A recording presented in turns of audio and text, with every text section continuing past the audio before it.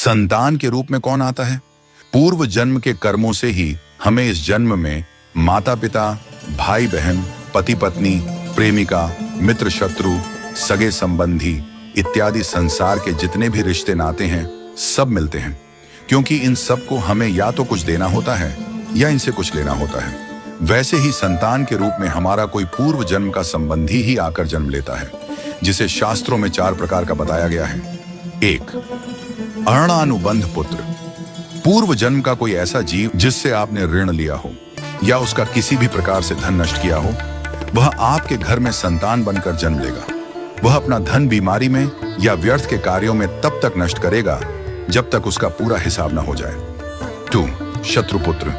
पूर्व जन्म का कोई दुश्मन आपसे बदला लेने के लिए आपके घर में संतान बनकर आएगा। बड़ा होने पर वह माता पिता से मारपीट, झगड़ा करेगा या उन्हें सारी जिंदगी किसी न किसी प्रकार से सताता ही रहेगा। वह हमेशा कड़वा बोलकर उनकी बेइज्जती करेगा और उन्हें दुखी रखकर ही खुश होगा।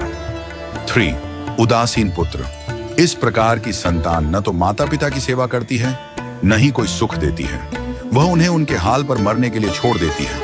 विवाह होने पर यह माता पिता से अलग हो जाते हैं और उनकी चिंता नहीं करते। 4. सेवक पुत्र। पूर्व जन्म में यदि आपने किसी की खूब सेवा की है तो वह अपनी की हुई सेवा का ऋण उतारने के लिए आपकी सेवा करने के लिए पुत्र बनकर आता है। जो बोया है वही तो काटोगे। यदि अपने माता पिता की सेवा की है तो ही आपकी संतान बुढ़ापे में आपकी सेवा करेगी, वरना कोई पानी पिलाने वाला भी पास न होगा। आप यह न समझें कि यह सब बातें केवल मनुष्य पर ही लागू होती हैं। इन 4 प्रकार में कोई भी जीव आ सकता है। यदि आपने किसी गाय की निस्वार्थ भाव से सेवा की है तो वह भी पुत्र या पुत्री बनकर आ सकती है।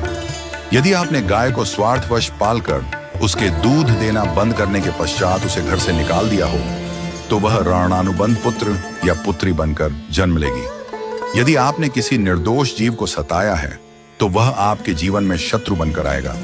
इसलिए जीवन में कभी किसी का बुरा न करें, क्योंकि प्रकृति का नियम है कि आप जो भी करोगे उसे वह आपको इस जन्म में या अगले जन्म में 100 गुना वापस करके देगी। यदि आपने किसी को 1 रुपया दिया है तो समझो आपके खाते में 100 रुपया जमा हो गए हैं। यदि आपने किसी का 1 रुपया छीना है तो समझो आपकी जमा राशि से 100 रुपये निकल गए। जरा सोचिए, आप कौन सा धन साथ लेकर आए थे और कितना साथ लेकर जाओगे? जो चले गए वे कितना सोना चांदी साथ ले गए? मरने पर जो सोना चांदी धन दौलत बैंक में पड़ा रह गया, समझो वह व्यर्थ ही कमाया। औलाद अगर अच्छी और लायक है तो उसके लिए कुछ भी छोड़कर जाने की जरूरत नहीं है, वह खुद ही कमा लेगी। और औलाद अगर बिगड़ी या नालायक है तो उसके लिए जितना भी धन छोड़कर जाओ वह चंद दिनों में सब बर्बाद करके ही चैन लेगी। मैं, मेरा, तेरा और सारा धन यहीं का यहीं धरा रह जाएगा, कुछ भी साथ नहीं जाएगा। साथ यदि कुछ जाएगा भी तो सिर्फ अच्छे बुरे कर्म ही साथ जाएंगे। इसलिए जितना हो सके नेकी करो, सत्कर्म करो।